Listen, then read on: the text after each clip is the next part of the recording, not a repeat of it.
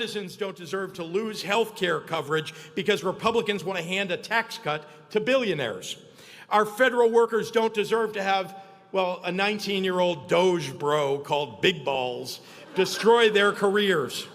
What happens when a former president gets grilled about Jeffrey Epstein and then spends the next 24 hours getting roasted by Jimmy Kimmel and a furious state governor? It's a story that spirals so fast, it's like 3 different version shows smashed together. And somehow, Trump's the main character. It all started when Trump was hit with the brutal question, Mr. President, what did Epstein mean when he said you knew about the girls? Instantly, Trump slipped into full damage control mode, and he quickly pivoted, pointing the blame elsewhere. Straight at Bill Clinton, the timing couldn't have been more convenient. It always is, but before that question even stopped trending, Trump went and made everything worse by calling for one of his critics to be thrown in prison. Yes, within a single day, the sitting president of the United States demanded jail time. Because somebody crazy, the sitting president of the United Sailtown, because somebody crazy reedy, his jokes were sharp, precise, and absolutely ruthless. The kind of comedy that feels like it ought to come with a warning label. He pulled up one of Epstein's emails that mentioned Trump blowing a guy named Bubba. It's true, they oughty into CAD. It was Bubba. Forrest Gum, a shrimp-loving mystery man. The internet had stopped guessing, but Kimmel continued to dig into every little detail. Then, out of nowhere, Illinois Governor J.B. Pritzker weighed in. This wasn't a politician yelling into a microphone. Pritzker spoke calmly and steadily, like a micer. Citations. back files. He looked directly into the camera and said, "If you come from my people, you come through me, so come and get me." That line landed like a hammer. When someone asked whether he believed Trump might actually try to arrest him, Pritzker didn't Blake. Everyone that Trump made the same threat about. He's the one breaking the Constitution. Meanwhile, Kimmel's reactions were absolutely priceless. Every time Trump tried to defend himself, Kimmel looked like a sportscaster analyzing a disciple. Then the Epstein of pushing a bill to release everything. Emails, documents, all of it. If it passed the House and Senate, it would land right on Trump's desk.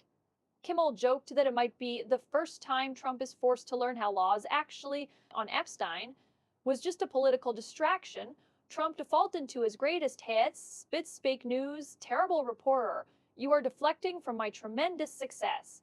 The crowd at Kimmel's show erupted, and Pritzker didn't lose his cool. He likened Trump's ego to a kid proudly Trumpist egoos to all tingand in an egert. Kimmel jumped in with full dramatic flair, describing Trump as a man who seems to be engaged in a rivalry with everyone, from grocery clerks to weather forksters to anyone who dakes to compete with him. According to Kimmel, Trump treats life like convert that lol thinks he is competing in crime brime river time air the endure day and but 34 time felons usually down T benzident were added. So here we are. The more he joked that Trump probably wakes up expecting theme music and applause.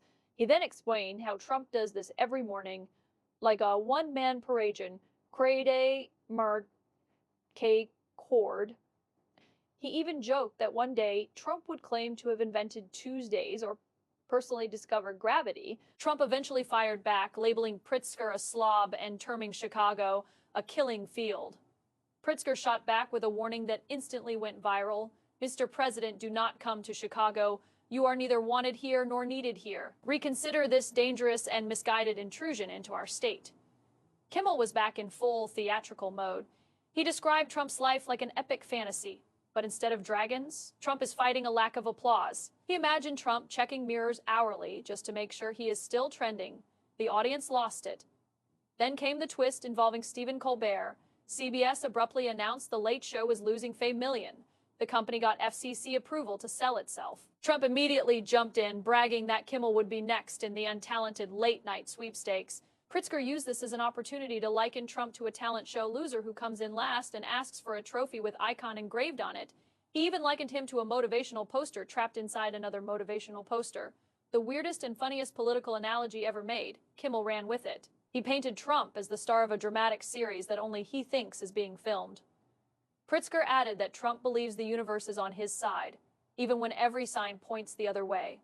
Then Pritzker dropped his now famous line, "Trump thinks we should trust him on the economy, because he says he is rich." Well, take it from an actual billionaire, Trump is only rich in one thing: stupidity. That line didn't just land, it detonated. Someone later asked whether Pritzker had a plan in case Trump seriously tried to arrest him. Pritzker shrugged. A plan? Come on. I've said it already. Come get me. There's no probable cause. He's just threatening political opponents. Kimmel closed out the night with one final comedic detonation. He envisioned Trump reacting to criticism like a celebrity crushed by a 3-star review. He envisioned Trump pacing through imaginary golden hallways, searching for that one person who didn't clap loudly enough. Meanwhile, Pritzker likened Trump's need for attention to a motivational speaker who gives his speech with the microphone unplugged. So he thinks people hear him, but in fact, nobody does. And that contrast between Trump's over-the-top reactions and the incredibly ordinary moments he is responding to is what made the whole thing one of the funniest political takedowns in recent memory.